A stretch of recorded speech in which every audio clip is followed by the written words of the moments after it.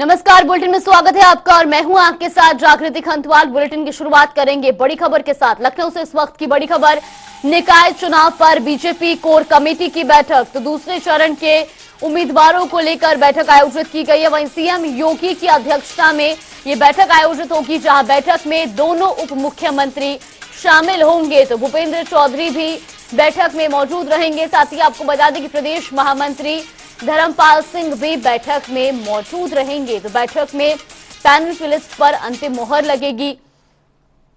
निकाय चुनाव से जुड़ी ये बड़ी खबर आपको बता रही, जहां निकाय चुनाव को लेकर बीजेपी की कोर कमेटी की बैठक होगी, जहां दूसरे चरण के उम्मीदवारों को लेकर ये बैठक आयोजित की जाएगी। तो वहीं सीएम योगी की अध्यक्षता में ये बैठक होनी है, जहां बैठक में दोनों उप मुख्यमंत्री शामिल होंगे। तो वहीं भूपेंद्र चौधरी भी बैठक में मौजूद रहेंगे। वहीं इसी खबर पर ज्यादा जानकारी के लिए हमारे सहयोगी अनूप कुमार सिंह हमारे साथ जुड़ गए। अनूप, सबसे पहले आपसे जानना चाहेंगे, बीजेपी कोर कमेटी की आज बैठक होनी है, किस वक्त ये बैठक आयोजित की जाएगी? देखिए जागृति, नगर निकाय चुनाव के जो बिगुल बज चुका है और दूसरे चरण का जो नामांकन की प्रक्रिया है वो 24 तारीख को समाप्त हो जाएगी। यानी 24 से पहले जो दूसरे चरण के प्रत्याशी हैं उनको नामांकन करना जरूरी है। और यही वजह है कि लगातार भारतीय जनता पार्टी में जो स्कैनिंग का काम चल रहा था, जो प्रत्याशियों के जो आवेदन आ रहे थे उनकी स्कैनिंग करने के बाद एक पैनल तैयार किया गया। पैनल तैयार करने के बाद अब आज शाम को 4 बजे मुख्यमंत्री आवास पर कोर कमेटी की बैठक होने वाली है, जिसमें मुख्यमंत्री इस बैठक में मौजूद रहेंगे। उनकी अध्यक्षता में बैठक होगी। दोनों डिप्टी सीएम इस बैठक में मौजूद रहेंगे। यूपी बीजेपी प्रदेश अध्यक्ष भूपेंद्र चौधरी और संगठन मंत्री धर्मपाल सिंह समेत तमाम उसमें नेता मंत्री मौजूद रहेंगे इस बैठक में। इस बैठक में जो अब तक प्रत्याशियों को लेकर के जो चयन हुआ है उस कौन कौन से प्रत्याशी हैं, और जब सेकेंड फेज में 9 मंडल 37 जो जिले हैं उनके प्रत्याशी कौन कौन से हैं, कहां पर जाति समीकरण किस तरीके से बैठ रहे हैं, लोकप्रियता क्या है, या फिर लगातार जिस तरीके से मुख्यमंत्री योगी आदित्यनाथ ने पिछली बैठक में कहा था कि जो प्रत्याशी जो विधायक मंत्री हैं वो किसी की सिफारिश अपनों की ना करें, ना किसी टिकट को लेकर दबाव बनाएं। तो कुल मिला के जो बैठक है ये काफी महत्वपूर्ण आज शाम को बैठक होने वाली है। इस बैठक में उन टिकटों को लेकर के जो चर्चाएं चल रही थी, जो 7 महापौर के जो टिकट होने हैं, क्योंकि 10 की लिस्ट भाजपा पहले ही सूची जारी कर चुकी है, अब 7 जो महापौर प्रत्याशियों की जो सूची आनी है, यानी 17 उत्तर प्रदेश में जो नगर हैं जहां मेयर का चुनाव होना है।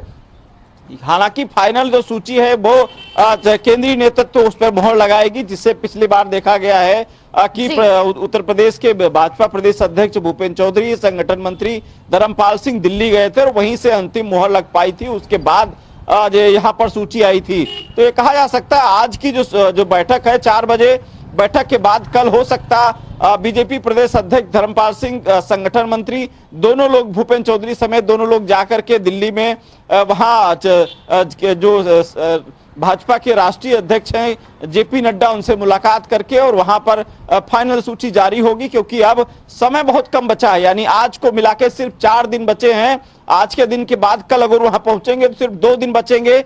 2 दिन में वो लिस्ट आनी है और सभी भारतीय जनता पार्टी के प्रत्याशियों को नामांकन करना है। तो ऐसे में समय कम है, इसी वजह से लगातार बैठक का सिलसिला जो शुरू था अब जाके उस मुकाम पर पहुंचे हैं कि प्रत्याशियों का चयन किया जा सके और जिताऊ प्रत्याशियों, क्योंकि आगामी चुनाव को देखते हुए ये 2024 का सेमीफाइनल माना जा रहा है। हर पार्टी कोशिश कर रही, क्योंकि इस बार सिंबल पे चुनाव हो रहा है और सभी पार्टी अपनी अपनी ताकत झोंक रही है। इसी वजह से भारतीय जनता पार्टी कोशिश कर रही है उसको जिताऊ प्रत्याशी मिले और एक बार फिर से निकाय चुनाव में उत्तर प्रदेश में भाजपा का जो कमल है वो खिले। जी बिल्कुल अनूप, क्या ये भी माना जाए कि जिस तरह से जो है आपने बताया कि 2024 के जो चुनाव है उसका सेमीफाइनल निकाय को माना जा रहा है, तो कहीं ना कहीं बीजेपी के लिए इसलिए भी ये चुनौतीपूर्ण बना हुआ है प्रत्याशियों को टिकट देना कि प्रत्याशियों के नाम पर इतना मंथन किया जा रहा है ताकि 2024 की जो तस्वीर है वो निकाय चुनाव में ही साफ हो सके। देखिए जागृति, बिल्कुल सही आपने बात कही है, क्योंकि लगातार जिस तरीके से चाहे समाजवादी पार्टी की बात करें या फिर बीएसपी की बात करें या फिर कांग्रेस की बात करें, सभी जो पार्टी हैं वो कहीं ना कहीं जातिगत समीकरण के हिसाब से अपने प्रत्याशियों को उतार चुकी है और भारतीय जनता पार्टी अब कोशिश कर रही है कि उनकी काट, क्योंकि हर पार्टी ये सोच रही है कि उसकी लड़ाई सिर्फ भारतीय जनता पार्टी से है और यही वजह है कि भारतीय जनता पार्टी एक माइक्रो लेवल पर काम करके अपने प्रत्याशी को वहां से या फिर जो कार्यकर्ता है उसको मजबूत करती है। उसके बाद वहां के क्षेत्र में जो लोकप्रियता होती है उसको लेकर प्रत्याशी का चयन किया जाता है। चयन प्रक्रिया काफी लंबी होती है और अंतिम मुहर केंद्रीय नेतृत्व की होती है।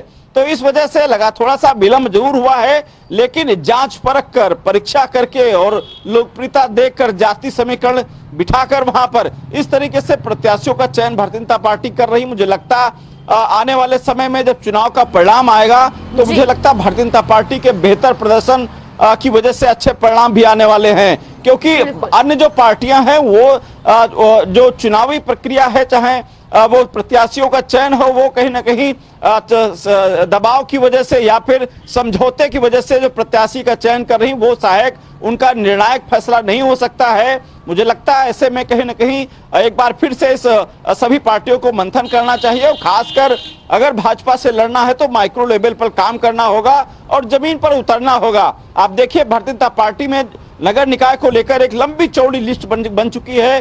कौन किस क्षेत्र में प्रचार करेगा, कौन कहां पर प्रत्याशी के नामांकन में वहां पर शामिल होगा। और वो दूसरी पार्टियों की बात करें, चाहे समाजवादी पार्टी की बात करें, प्रत्याशियों को जब नामांकन होता कोई बहुत बड़ा नेता वहां पर नहीं पहुंचता है, तो ऐसे में कार्यकर्ता का मनोबल गिरता है, जो प्रत्याशी उसका मनोबल टूटता है। और यही वजह है कि लगातार जिस तरीके से समाजवादी पार्टी अभी उस फाइट में नहीं आ पा रही जिस तरीके से प्रदर्शन करती है, यही वजह है। मुझे लगता है कि आने वाले समय में अब निकाय चुनाव बहुत कुछ भूमिका अदा करेंगे कि 2024 की रणनीति और क्या होगी, कौन आगे बढ़ने वाला है, फिलहाल निकाय चुनाव का परिणाम ही बताएगा। जागृति जी बिल्कुल, फिलहाल मंथन जारी है, लेकिन देखना ये होगा कि आखिर किन प्रत्याशियों को इस बार चुना जाता है। आपका बहुत बहुत धन्यवाद अरुण, हमारे साथ जुड़ने के लिए और तमाम जानकारी हम तक पहुंचाने के लिए।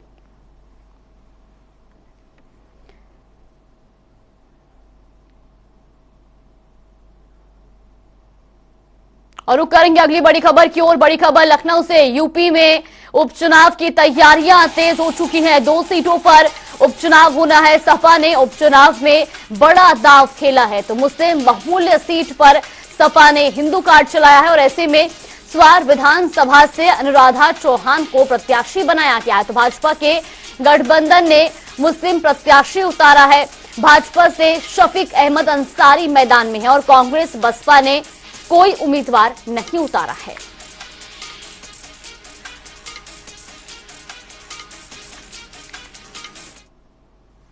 और रुक करेंगे अगली बड़ी खबर की ओर। बड़ी खबर आपको बता दें इस वक्त की ये बड़ी और अहम जानकारी। लखनऊ से ईद को लेकर सुरक्षा के पुख्ता इंतजाम किए गए हैं। नमाज स्थलों पर सीसीटीवी कैमरे लगाए गए और ऐसे में प्रदेश में 29,439 मस्जिदों में अलविदा नमाज की जाएगी। प्रदेश में 2,933 संवेदनशील स्थान चिन्हित किए गए हैं, तो 839 जोन जो है वो बनाए गए हैं। 2,460 सेक्टर में पुलिस तैनात की गई है। 7,000 दरोगा सहित पुलिसकर्मियों की तैनाती इस दौरान की गई है। कंट्रोल रूम में भी बड़े अफसर इस पूरे त्योहार की जो है निगरानी करेंगे। ये बड़ी और अहम जानकारी आपको बता रहे, जहां ईद को लेकर सुरक्षा के पुख्ता इंतजाम किए गए हैं। ये तस्वीरें भी आपको दिखा रहे हैं। जगह जगह पर भारी सुरक्षा बल तैनात किया गया है। प्रदेश में 29,439 मस्जिदों में अलविदा नमाज अता की जाएगी और ऐसे में प्रदेश में जहां 849 जोन और 2,460 सेक्टरों में पुलिस बल तैनात किया गया है। कंट्रोल रूम में बड़े अफसर इस पूरे क्रम की निगरानी करेंगे। तो ईद को लेकर सुरक्षा के पुख्ता इंतजामात किए गए हैं। किसी तरह के कोई उपद्रव न मचाए जाएं, इस पर भी खासा निगरानी रखी जा रही है और ऐसे में त्योहार के दौरान किसी तरह की कोई घटना ना हो, इस पर भी पैनी नजर सुरक्षा बल बनाए हुए हैं। पुलिस बल तैनात किया गया है। कंट्रोल रूम में बड़े अफसर इस पूरे त्योहार के दौरान जहां संवेदनशील इलाकों पर नजर बनाए हुए हैं।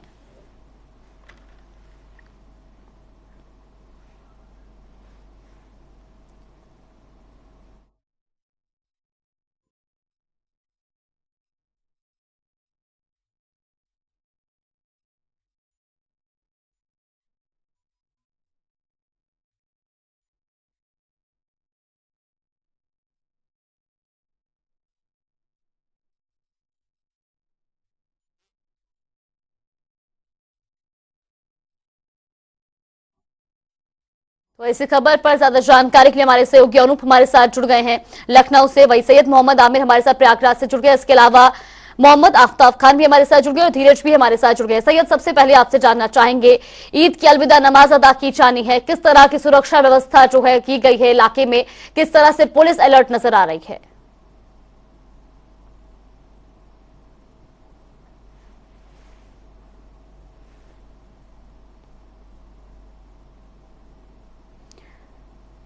जी सैयद। मुस्लिम समुदाय में काफी महत्वपूर्ण होता है और ऐसे में ईद से कम नहीं माना जाता है और आज हर कोई यहाँ नमाज अदा करेगा और चैन के अमन चैन के लिए दुआ करी जाएगी। हम इस समय मुन्ना मस्जिद में खड़े और मुन्ना मस्जिद पर जो है हम बात करेंगे यहाँ सुरक्षा व्यवस्था की। तो आपको बता दें, यहाँ पर हमारे साथ कुछ समाज सेवी भी हैं, उनसे जानने की कोशिश करेंगे। ये बताइए किस तरह की व्यवस्थाएं हैं यहाँ पर? व्यवस्था प्रशासन की तरफ से बहुत ये है कि अभी जो घटना प्रयागराज में हुई थी उसके वजह से थोड़ा सा माहौल खराब था, हो गई है। तो यानी जिस तरह से घटना हुई थी उसके बाद क्या माहौल है यहाँ पर और किस तरह से आज नमाज अदा करी जाएगी, क्या व्यवस्था?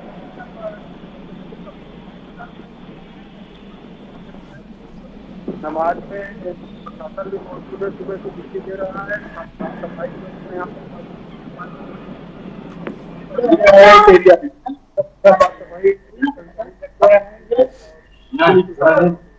तो सोना जागृति यहाँ पर समाज सेवी भी थे। उनका कहना है कि यहाँ पर जिस तरह से माहौल था, बीते दिनों अतीक अहमद की हत्या हुई थी, अब माहौल समान है, जिसके बाद आज लोग जुमे की नमाज अलविदा की अदा करेंगे।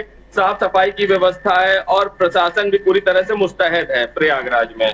जी बिल्कुल। ब्रिज किशोर भी हमारे साथ मौजूद है आगरा से। ब्रिज, आपसे भी जानना चाहेंगे किस तरह की तैयारियां वहां पर की गई हैं, आज अलविदा नमाज अता होनी है?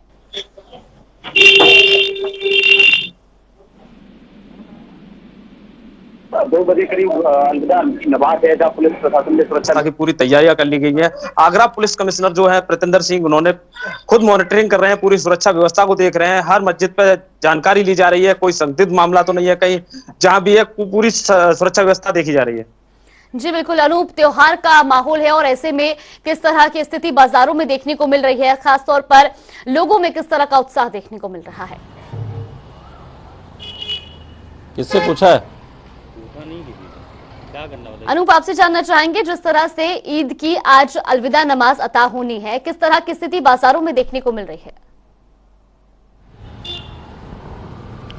देखिए जागृति, बाजारों की अगर बात करें, क्योंकि ईद से पहले बाजार गुले गुलजार हो जाते हैं, यही वजह है कि लखनऊ में भी बाजार सज चुके हैं। अमीराबाद के पुराने लखनऊ की बात करें तो वहां पर जो बाजारें हैं वो गुला गुलजार हैं, लेकिन ईद की नमाज को लेकर लखनऊ में जो सुरक्षा व्यवस्था है उसको पुख्ता कर दी गई है। खासकर जो सेंसिटिव इलाके हैं उन पर आरएएफ के साथ साथ पीएससी तैनात की गई है, स्थानीय पुलिस वहां पर लगाया गया है। जिन मस्जिदों में जो ईदगाह में नमाज होना है वहां पर अतिरिक्त फोर्स के साथ साथ ये ऊपर से आदेश दिए गए हैं कि जो इस त्योहार में जो कोई अलग नई परंपराएं न पढ़ने पावे, जो हमेशा चलता आ रहा, जहां नमाज होती वहीं पर नमाज होगी और सुरक्षा व्यवस्था के साथ साथ ड्रोन कैमरे का इस्तेमाल की जा रहा है ताकि अराजक तत्व किसी प्रकार से इस माहौल को खराब न करने पावे। ईद का जो त्योहार है ये जो खुशी का त्योहार है, लोग एक दूसरे से प्रेम व्यवहार बांटते हैं, सौहार्द बांटते हैं। निश्चित रूप से लगातार जिस तरीके से कोशिश कर रही सरकार की ईद का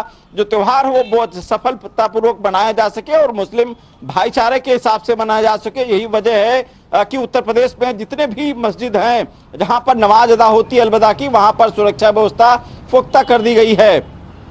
जी बिल्कुल। रायबरेली से आफ्ताब भी हमारे साथ जुड़ गए। आफ्ताब, जिस तरह से ईद को लेकर के पुलिस प्रशासन अलर्ट मोड पर तो नजर आ रहा है, लेकिन धरातल पर क्या स्थिति बनी हुई है, सुरक्षा के क्या कुछ इंतजाम किए गए हैं?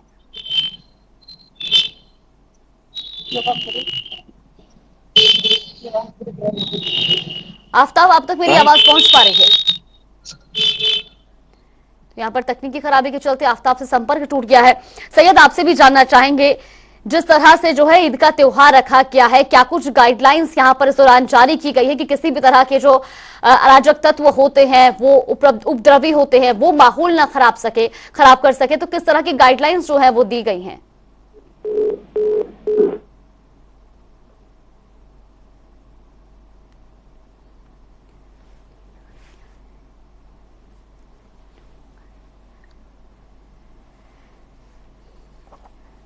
ब्रिज, आपसे भी जानना चाहेंगे, प्रशासन अलर्ट मोड पर तो नजर आ रहा है, लेकिन बाजारों में किस तरह की रौनक देखने को मिल रही है? आज ईद की अलविदा नमाज अता होनी है।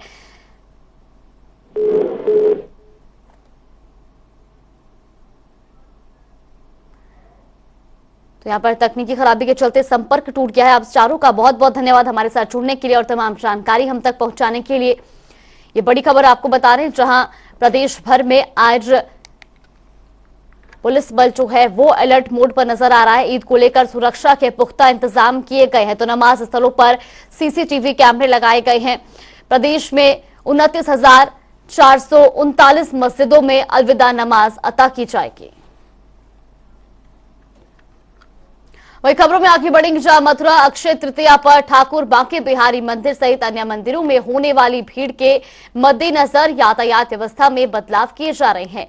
बता दें 22 और 23 अप्रैल को वृंदावन शहर में बाहरी वाहनों की एंट्री बंद रहेगी। ये व्यवस्था 21 अप्रैल की शाम 9 बजे से लागू होगी और सोमवार की सुबह तक रहेगी।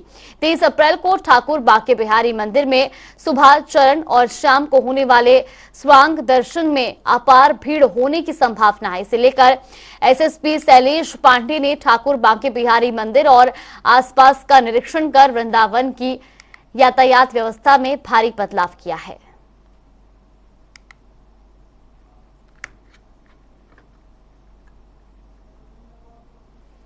और रुक करेंगे अगली बड़ी खबर की ओर। बड़ी खबर आपको बता दें, लखनऊ से यूपी में लगातार बढ़ रहा कोरोना का ग्राफ। पिछले 24 घंटों में मिले 840 नए मामले। कोरोना संक्रमण से 5 मरीजों की मौत हुई है। तो एक्टिव केस कुल 4,478 की संख्या पार कर चुके हैं।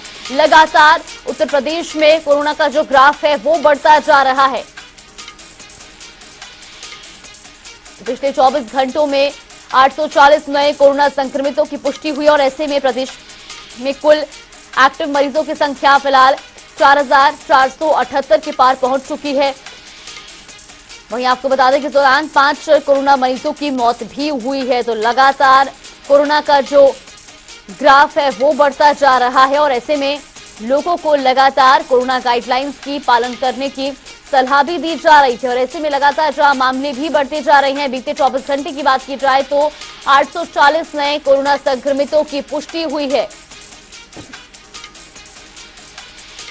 तो वहीं आपको बता दें कि 5 मरीजों की मौत भी इस दौरान हुई है। एक्टिव केसों की संख्या 4,478 हो चुकी है। पिछले 24 घंटे में 840 नए संक्रमित पाए गए हैं।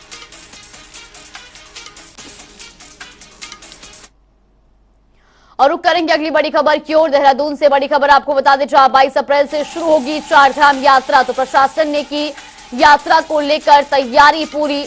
स्वास्थ्य सुविधाओं के लिए पुख्ता इंतजाम भी किए गए हैं। तो वहीं सीएम धामी लगातार इस को लेकर मॉनिटरिंग कर रहे हैं। ऋषिकेश में आयोजित शुभारंभ कार्यक्रम भी आयोजित किया जाएगा। वहीं चारधाम यात्रा के शुभारंभ का कार्यक्रम आयोजित होगा। सीएम पुष्कर सिंह धामी इस दौरान कार्यक्रम में शामिल होंगे। देहरादून से ये बड़ी खबर आपको बता रहे, जहां 22 अप्रैल से चारधाम यात्रा शुरू होगी। तो प्रशासन ने यात्रा को लेकर सभी तैयारियां पूरी कर ली है। वहीं इसी खबर पर ज्यादा जानकारी के लिए हमारे सहयोगी नवीन शुक्ला हमारे साथ जुड़ गए। नवीन, 22 अप्रैल से चारधाम यात्रा की शुरुआत होनी है, किस तरह की व्यवस्थाएं देखने को मिल रही हैं? जी, जागृति, निश्चित तौर पर चारधाम यात्रा को लेकर सरकार ने लगभग अपनी तैयारियां पूरी कर ली है। खुद मुख्यमंत्री पुष्कर सिंह धामी लगातार इस चीज की मॉनिटरिंग कर रहे हैं। इसके साथ ही अगर बात की जाए तो आज मुख्यमंत्री पुष्कर सिंह धामी संयुक्त जो टीम है उसके साथ भी बैठक करेंगे और तमाम सारे जो विषय हैं उस पर चर्चा करेंगे।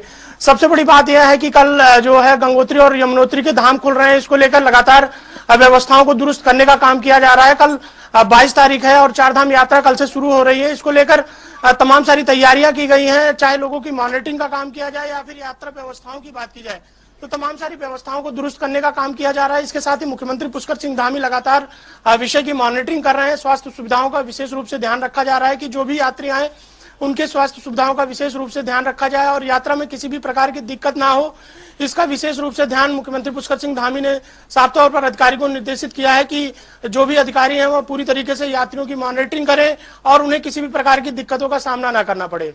जी बिल्कुल नवीन, ये भी जानना चाहेंगे, बताया जा रहा है कि ऋषिकेश में शुभारंभ कार्यक्रम जो है वो आयोजित किया गया है, किस तरह की तैयारियां कार्यक्रम को लेकर की गई हैं, किस तरह का एक कार्यक्रम रहने वाला है? जी निश्चित तौर पर संयुक्त कार्यक्रम का आयोजन किया गया है ऋषिकेश के आईएसबीटी पर। यह कार्यक्रम आयोजित किया गया। कार्यक्रम का मेन मकसद यही है कि यात्रा को किस तरीके से सुगम बनाया जाए। जो यात्री आ रहे हैं, जो तीर्थयात्री आ रहे हैं, उनकी सुविधाओं को विशेष रूप से ध्यान रखा जाए। तमाम सारी व्यवस्थाओं को दुरुस्त करने का काम किया गया है। जो स्वास्थ्य सुविधाएं हैं, क्योंकि विशेषकर देखा जाता है कि चारधाम यात्रा में जो यात्री आते हैं उनको स्वास्थ्य सुविधाएं नहीं मिल पाती थी। इसको लेकर मुख्यमंत्री पुष्कर सिंह धामी ने साफ तौर पर स्वास्थ्य विभाग को निर्देशित किया था कि जो स्वास्थ्य की व्यवस्थाएं हैं उसको चाक चौबंद किया जाए, लोगों की मॉनिटरिंग करने का काम किया जाए। और आज अब से कुछ ही देर बाद कार्यक्रम का आयोजन होगा। संयुक्त कार्यक्रम का आयोजन किया गया है जो चारधाम यात्रा को लेकर है। इसमें बतौर मुख्यमंत्री पुष्कर सिंह धामी शिरकत करेंगे। तमाम सारे जो अधिकारी हैं उनसे वार्ता करेंगे और किस तरीके से यात्रा को सुगम बनाया जाए, इन सब विषयों पर भी चर्चा की जाएगी। जी बिल्कुल नवीन, बहुत बहुत धन्यवाद आपका हमारे साथ जुड़ने के लिए और तमाम जानकारी हम तक पहुंचाने के लिए। तो ये बड़ी खबर आपको बता रही, जहां चारधाम यात्रा के शुभारंभ में ऋषिकेश में कार्यक्रम का आयोजन किया गया है। 22 अप्रैल से चारधाम यात्रा शुरू हो रही है और ऐसे में सभी व्यवस्थाओं का जायजा लिया जा रहा है। सीएम पुष्कर सिंह धामी खुद हर चीज, हर व्यवस्था की मॉनिटरिंग कर रहे हैं और ऐसे में स्वास्थ्य सुविधाओं के लिए भी पुख्ता इंतजाम किए गए हैं।